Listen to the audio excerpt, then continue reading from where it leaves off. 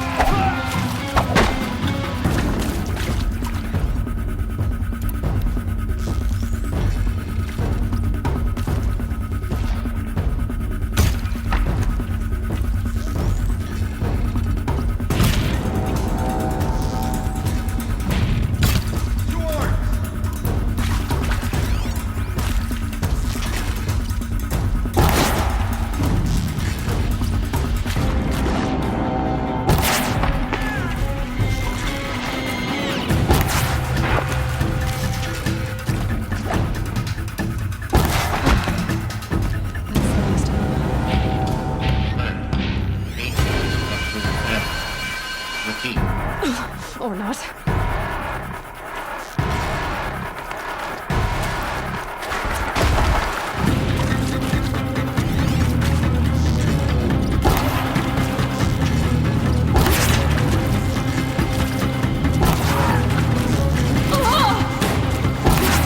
Room's clear. For a moment, anyway. Then get moving. You have to find Gaia.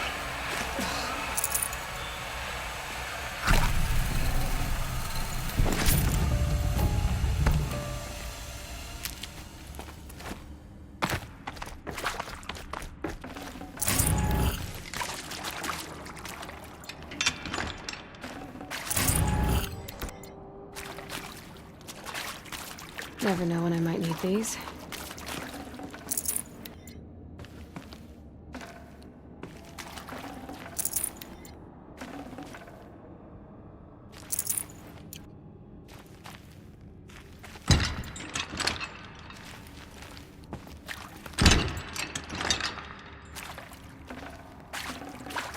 I'd have to leave something else behind.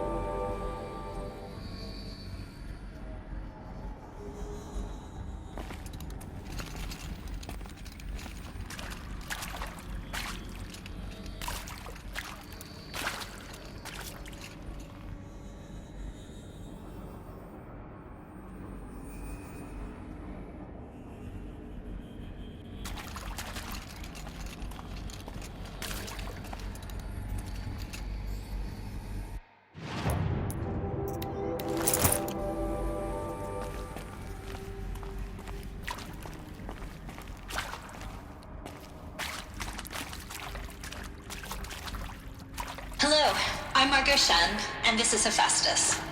As the name might tip you off, this is going to be the subordinate function that Gaia will use to make lots and lots of robots. Her personal forge. Except, it's not that simple. So you probably noticed that only about a third of you are robotics engineers.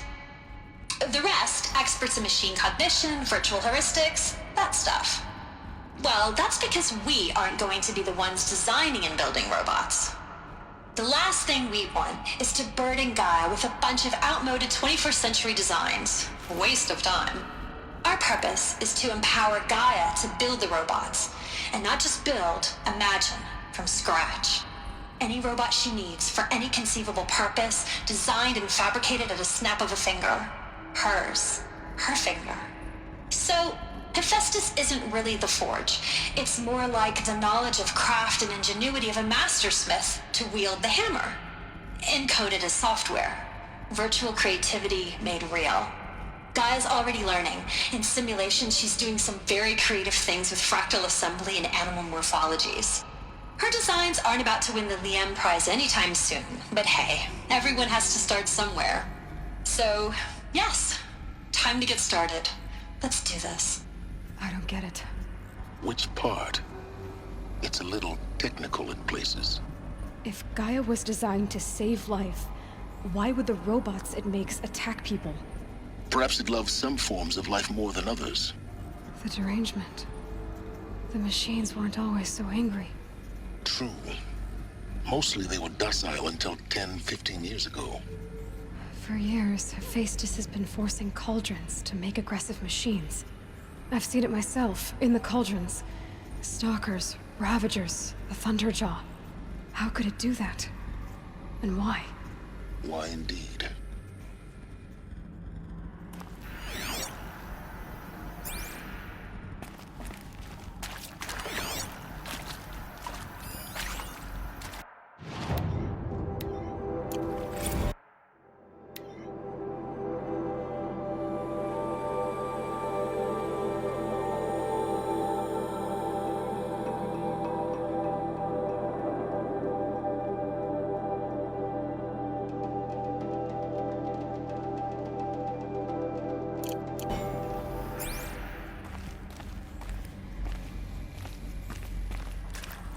I've seen these shapes before.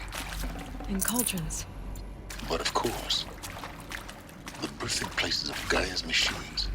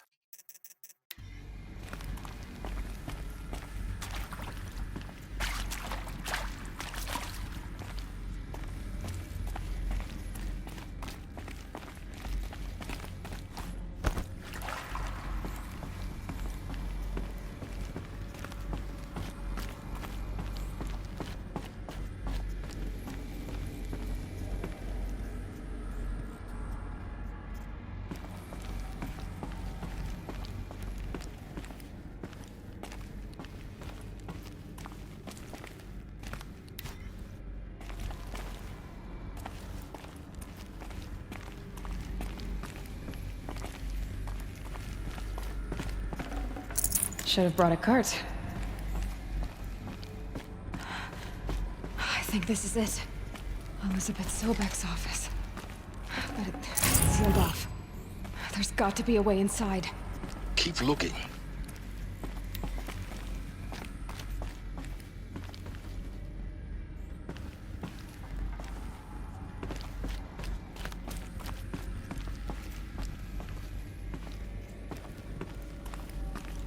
More eclipse. Careful now.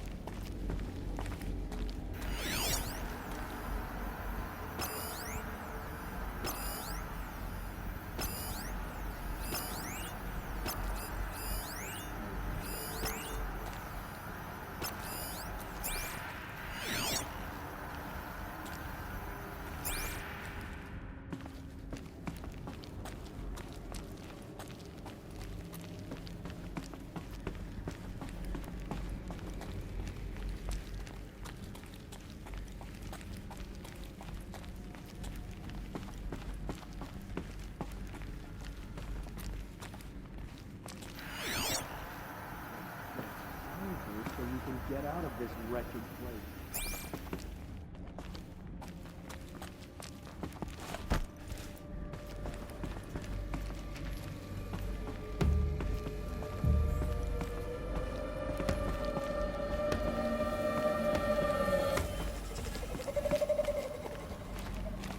Welcome to Apollo, the collective memory of the human species and the wellspring of knowledge for future generations. I am Samina Ebaji. Until recently, I was director of the International Collective Memory Institute in New Tehran. As a heritage professional, I devoted my career to the preservation of human knowledge, creative endeavor, and cultural achievement. Apollo is, therefore, the ultimate embodiment of a lifelong passion, albeit under the very worst circumstances imaginable. The challenges before us are immense. Specifically, we will have to design and implement 4 major initiatives simultaneously. First, the construction of data repositories in cradle facilities around the world ensuring redundancy. Second, the collection and processing of a projected 180 million discrete data entries. 42 zettabytes of data in Mandarin, English, Spanish, and Arabic. Third, the transferal and encoding of all that data onto DNA encapsulated in synthetic fossils. The only medium capacious and durable enough to safeguard it without degradation for the centuries to come. And last, but not least, the development of the holographic interface and gamified curricula, by which future humans will commune with Apollo, progressively unlocking heuristic learning modules, leveling up their knowledge and skills they will need to take control of the terraforming system. That is the future towards which all of our efforts will be directed. Not just the preservation of the past, but the seed for the flourishing of a new tree of knowledge. Welcome, and let us begin.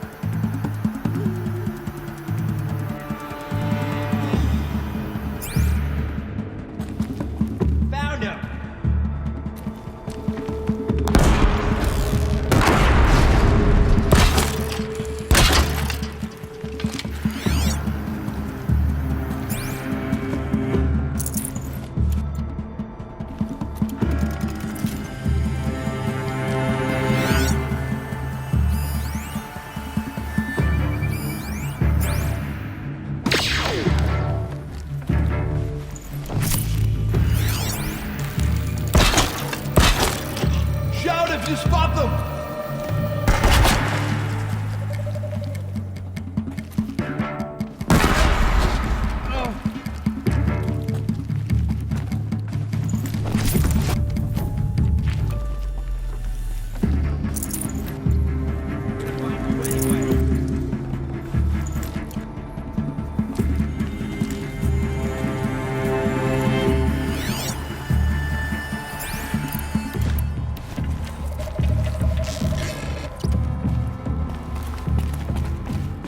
All right.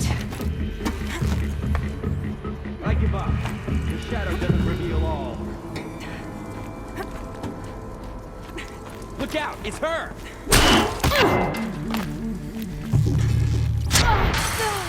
Please!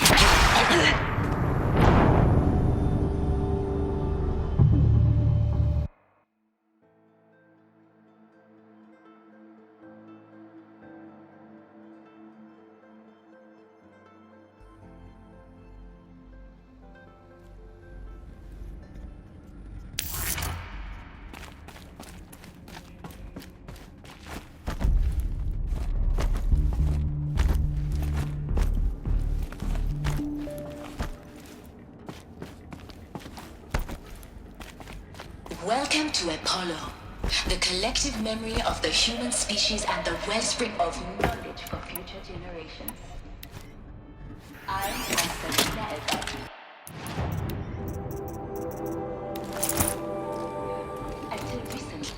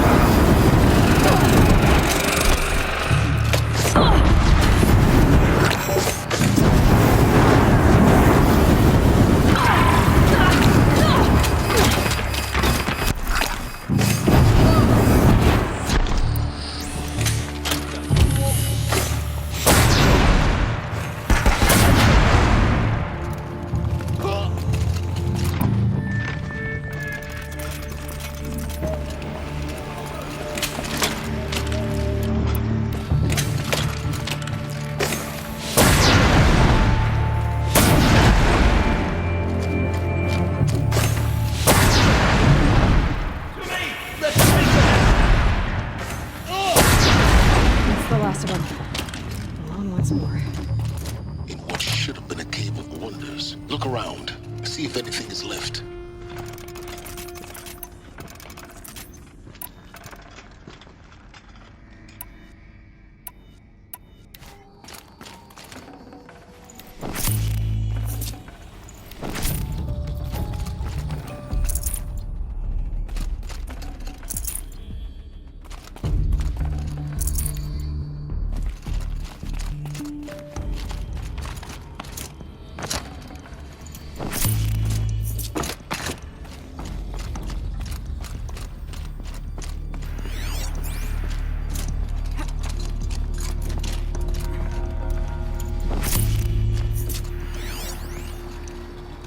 Dr. Sobek, please archive this testimonial in Apollo. Cross-reference to all mentions of my name and Operation Enduring Victory. My name is General Aaron Harris. From 2060 to 2066, I served as the chairman of the Joint Chiefs of Staff, the highest-ranked officer of the United States Armed Forces. The tenure of my command included strategic planning and oversight of Operation Enduring Victory, a falsehood perpetrated on the civilian populations of the United States and other nations during the last 14 months of life on this planet. Before the Pharaoh Plague, I did my job and did it well. I was bold and decisive, crafty in political maneuvers. It wasn't an accident that I rose to my position and became the commander of the largest... It wasn't an accident that I rose to my position and became the commander of the largest mechanized force ever assembled. But to what end? My only lasting achievement was the extinction of life on Earth. And my one redeeming act, if any, was to delay that extinction by days or weeks, by throwing more death at it. It is my hope that there will be no need for men like me in the world to come. If you are one of the people of that future world listening to this message, please know that I am sorry and that I wish you well. Sincerely, Aaron Harris. All of this lost. The Ancients' greatest gift to us. Greatest? How about the fact we exist at all? To abide in ignorance is a curse, Aloy. You of all people should know that. Welcome to Hades, Zero Dawn's extinction failsafe protocol. The ultimate killer app. Now, I know what you're thinking. The purpose of Gaia is to resurrect life. So why give her a subordinate function, only purpose of which is to wipe out life all over again? I mean, what? Just plumb crazy, ain't it? Well, no, it isn't. Reconstituting a biosphere? That's a tall order. Tax smart as Gaia may be, odds are she won't get it right the first time. I mean, imagine you're Gaia, 200 years from now, and this new biosphere growing, it's all gone wrong. Alkalines are skyrocketing, coniferous forests eroding under the lash of superstorms that would have drowned Noah. It's chaos, spinning top that won't stop wobbling. Now what are you gonna do? Release phase 1 organisms into that hot mess? Hope their CO2 and methane can balance out what you got started? Hell no. What you're gonna do, Gaia, is step aside while Hades takes over and does what you're just too darn nurturing and life-loving to do, which is burn that misbegotten mess of a biosphere to the ground so Gaia can start over.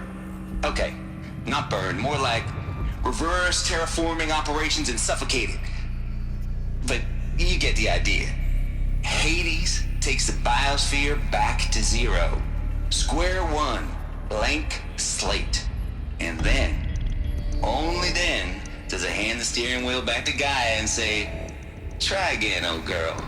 And better this time, or we'll have to do this again. That's Hades. It's pretty badass when you think about it. Extinction on demand. Death on speed dial. All for the greater good, of course, but still, kind of metal. So welcome to Hades. Welcome to the void. Okay, so if that's the original purpose of Hades, why does it want me extinct?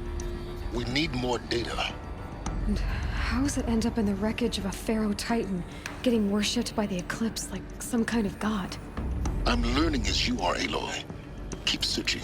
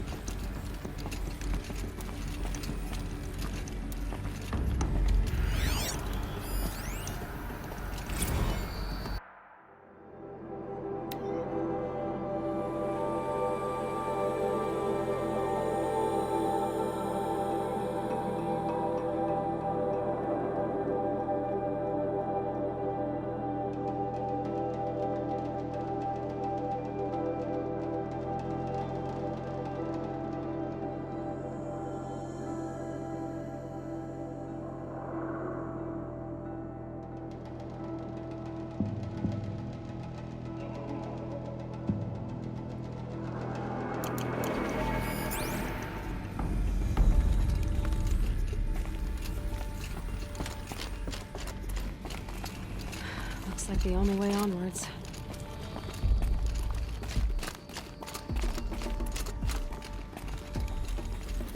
Welcome to Eleuthia, the crown and king of Gaia's subordinate functions.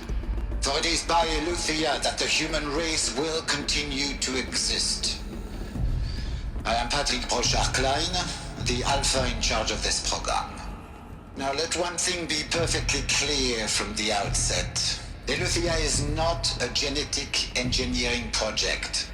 Our goal is to preserve the human genome, not alter it. A snapshot of human genetic diversity, literally frozen in time.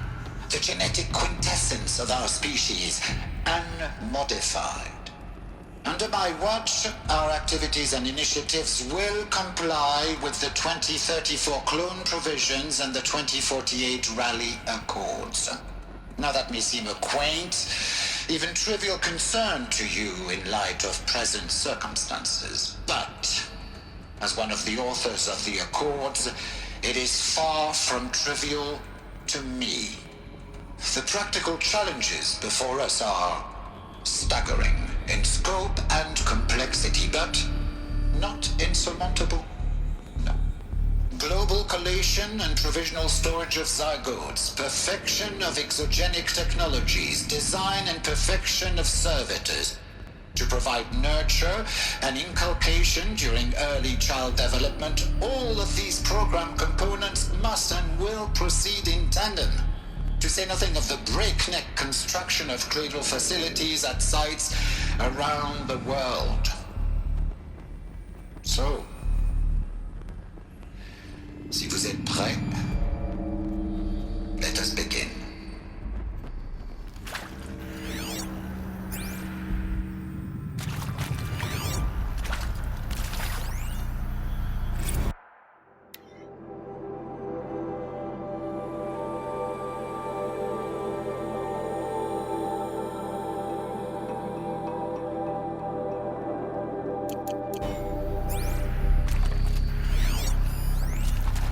These... what I think they are? Artificial wombs.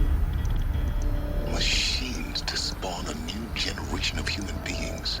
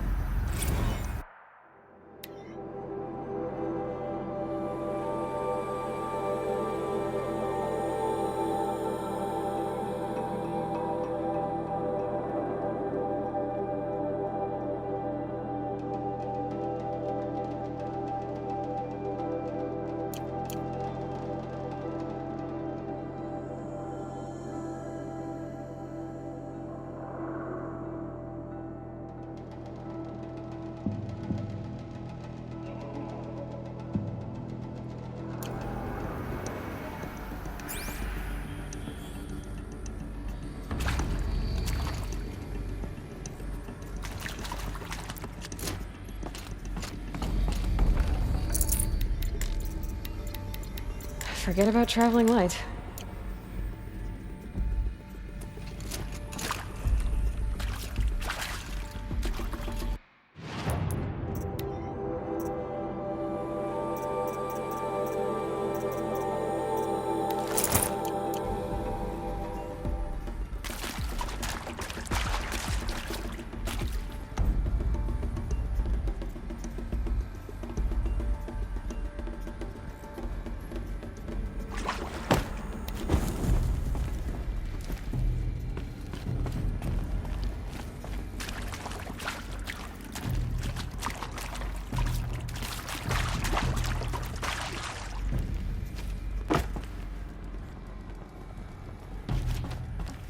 Cradle facilities.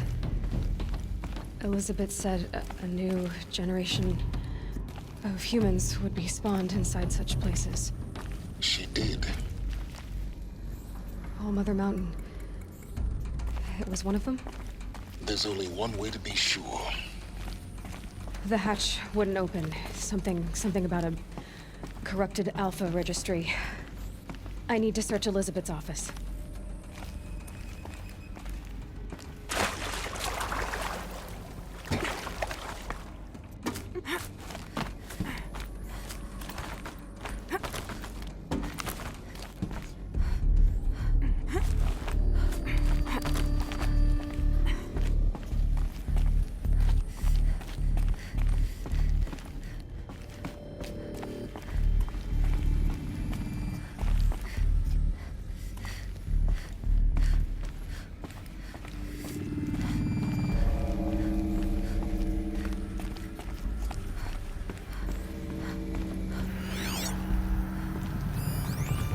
Pure logic won't cut it, Ted. To pull this off, Gaia's going to need to have some skin in the game. It has to care. What if it runs amok?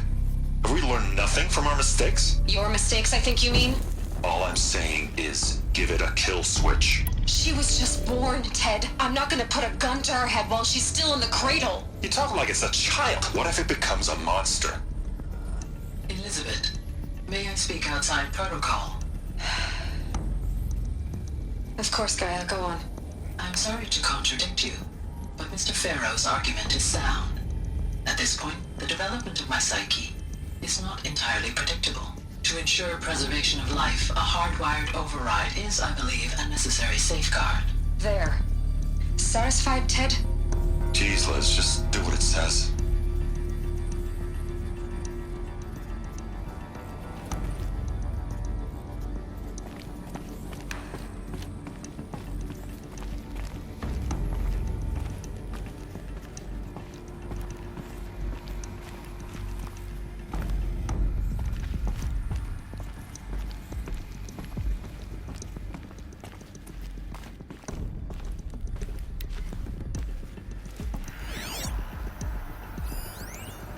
Would benefit from antilopine morphologies, though Caprid forms show superior load-bearing capability.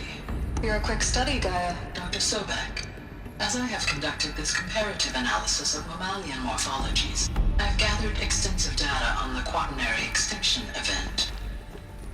Oh? And your assessment? Gaia? Logically speaking, the extinction was a natural consequence. And yet, I find the loss of megafaunal species unaccountably sad. That they passed forever into oblivion causes me to experience a grief that is difficult to describe. Am I malfunctioning? No, Gaia, you're not. This is good. It's very good.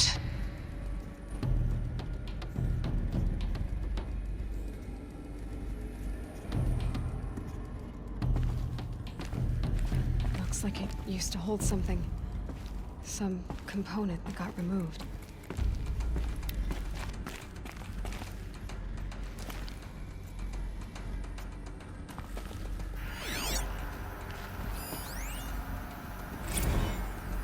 You will undergo a brief period of unconsciousness during relocation to Prime and final instatement. Elizabeth, may I speak outside protocol? When you're back up and running at the new site, we'll bring the subordinate functions online and see where we stand. Elizabeth, I detect distress. Are you all right? I'm fine. I realize that circumstances compel us to launch earlier than we hoped, but all subsystems are operational. The odds stand in our favor. But what if... Gaia, there's nothing left out there. You can't even survive unless you're wearing an environmental suit. There are billions dead, in fear and agony. What if it was all for nothing? Elizabeth, extinction was inevitable. Thanks to you, life will have a future. You really believe that? I believe in you, Elizabeth.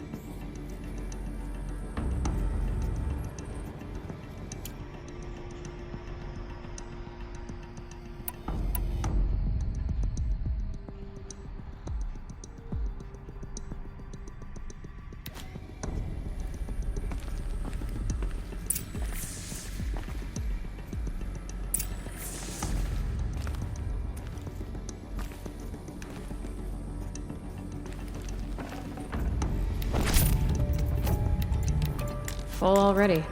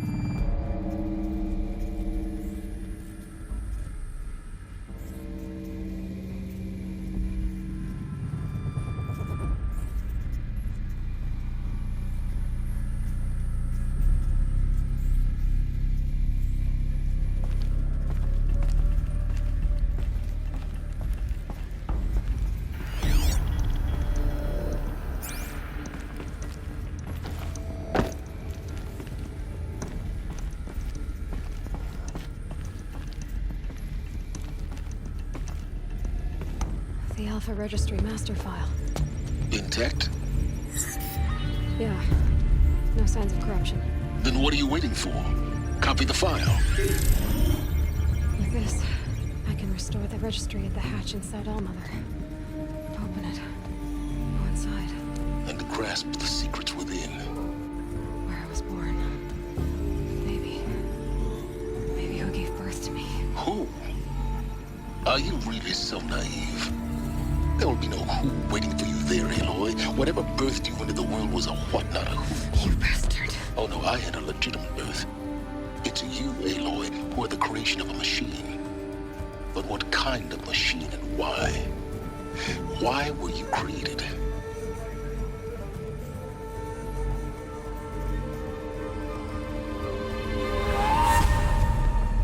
Eclipse. You need to get out of there. What you found is too valuable. You're too valuable.